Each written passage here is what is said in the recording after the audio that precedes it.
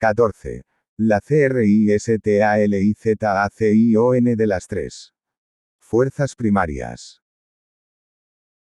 El maestro continuaba hablando con gran solemnidad, todos guardamos respetuoso silencio cuando escuchamos la elocuente y brillante conferencia, refiriéndose a OK y DANOK, todos muy atentos seguimos con atención al verbo encarnado en plena proyección luminosa hacia todos nosotros irradiando profunda sabiduría, el maestro prosiguió diciendo. Cierto autor muy sabio decía, levanto los ojos a las estrellas, de las cuales me ha de llegar el auxilio, pero yo siempre sigo la estrella que guía mi interior. Esa es el Ein Sof Paranispana, indudablemente mis caros hermanos, del Ein Sof emana el incesante jalito eterno, para sí mismo profundamente ignoto. El activo Okidanoj omnipresente, omnipenetrante, omnisciente, indubitablemente de ese activo Okidanoj, de ese rayo tremendo que nos une al Ein Sof Paranispana ubicado como ya dijimos, en el sagrado absoluto solar, devienen las tres fuerzas primarias. A la primera la denominaremos santo afirmar, a la segunda santo negar y a la tercera santo conciliar, en el lenguaje indostánico podríamos llamar a la primera Brahma, a la segunda Vishnu, a la tercera Shiva, son las fuerzas positiva, negativa y neutra. Cada uno de nos en sí mismo particularmente tiene aquel rayo que lo une a la gran realidad, cada uno de nos en sí mismo tiene esas tres fuerzas, en síntesis, cada uno de nos está conectado al sagrado absoluto solar. Si pensamos en forma macrocósmica, quedando únicamente desde el punto de vista al microcosmos hombre, veremos como el santo Okidanoj omnipenetrante, omnisciente, queda involucrado en los mundos, pero no aprisionado en los mundos. Durante la manifestación el santo Okidanoj, emana de sí mismo las tres fuerzas para la creación, en estas tres fuerzas, positiva, negativa y neutra, tiene su principio realmente toda creación. Si observamos cuidadosamente las criaturas de toda la naturaleza, vemos que en los animales unicerebrados, es decir, de un solo cerebro tales como caracoles, insectos que duran tan solo una tarde de verano, moluscos, etc., se expresa únicamente una fuerza. En los bicerebrados o animales de orden superior, tales como las aves, los cuadrúpedos, etc., se manifiestan dos fuerzas. Mas solo en el animal intelectual equivocadamente llamado hombre, se expresan las tres fuerzas, por eso es que solamente el animal intelectual podría llegar a cristalizar dentro de sí mismo a las tres fuerzas primarias de la naturaleza y eso precisamente mis caros hermanos es lo que quiere el sagrado absoluto solar. Es nuestro deber luchar por lograr en nosotros mismos la cristalización de esas tres fuerzas primarias de la naturaleza. Cuando alguien logra cristalizar en sí mismo las tres fuerzas primarias, indudablemente alcanza el estado logoico, llega a la meta, gana el derecho de regresar al sagrado sol absoluto. Eso es exactamente lo que quiere el sagrado absoluto solar. Realizar dentro de nosotros en lo psicofisiológico, en lo psicosomático, etc., la cristalización de las tres fuerzas primarias de la naturaleza, solo así llegamos a convertirnos en lo que se llama el Adam celestial, el Adam Kadmon de que hablan los cabalistas. Estamos llamados pues a cristalizar esas tres fuerzas de la naturaleza en nosotros mismos aquí y ahora, que es un maestro Koutumi. Un hombre que cristalizó las tres fuerzas primarias dentro de sí mismo. ¿Qué es un maestro Moria? Un hombre que cristalizó las tres fuerzas dentro de sí mismo, ¿qué es un Jesús de Nazaret?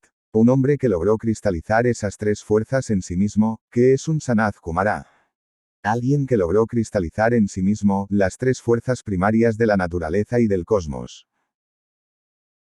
No se trata simplemente, mis caros hermanos, de encarnarlas. Si llenamos un vaso con agua, esta puede derramarse, romperse el vaso, perderse el agua, otra cosa es cristalizar esa agua dentro del vaso, así queda fija, firme.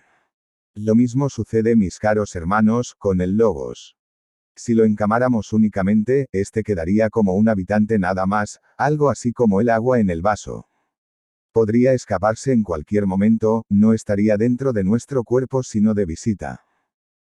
Cristalizarlo es diferente y precisamente eso es lo que necesitamos, pero vamos al fondo ya que estamos reunidos aquí es con el propósito de saber, queremos saber y es obvio que cada uno de nos puede convertirse en un logos.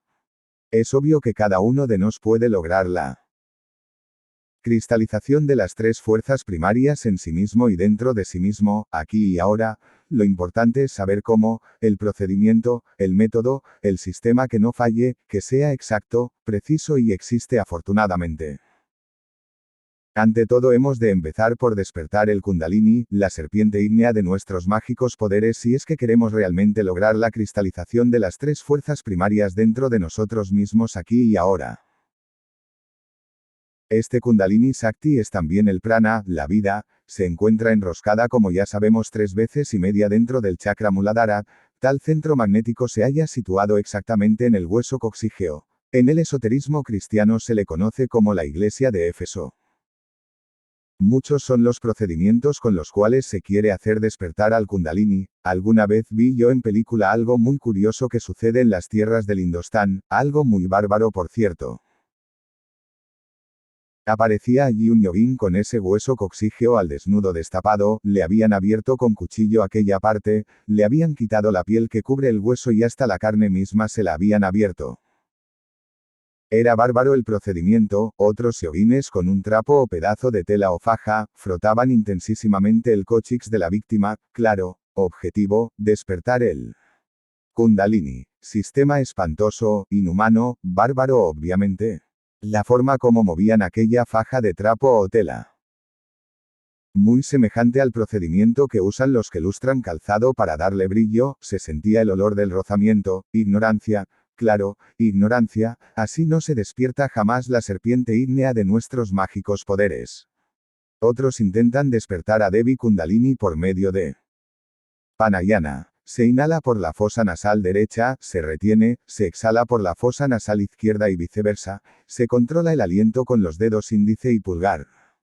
No niego el valor del pranayana, es grandioso para vitalizar el cuerpo físico, pero no sirve para despertar a Devi Kundalini, la serpiente ígnea de nuestros mágicos poderes, empero saltan algunas chispas que se desprenden del cóccix, que circulan por los nadis o canales orgánicos y llegan momentos de iluminación, entonces el yogín cree que ha despertado al Kundalini. Pero no, Kundalini queda todavía enroscada dentro del chakra Muladhara. Algunos suponen que su santo gurú puede extender la mano sobre el chela para que despierte la culebra ígnea, pero ese concepto también está equivocado. La serpiente mágica solamente despierta, mis caros hermanos, con un solo procedimiento, el Sahaya Maituna, lo he enseñado en todas mis obras, lo he repetido en todas las pláticas hasta la saciedad.